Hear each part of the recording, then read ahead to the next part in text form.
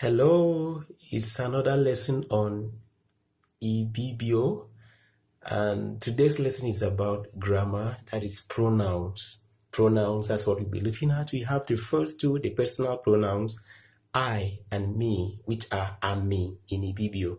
Then others include you, that is afo, he or she, anye. In applying them, see the first one here, amindo, awodin. I am a man. Amindo awodin. Ami ye afo. Ami ye afo. Me and you. Anye adaka. Anye adaka. He lives. Anye adaka. Stay tuned for more lessons.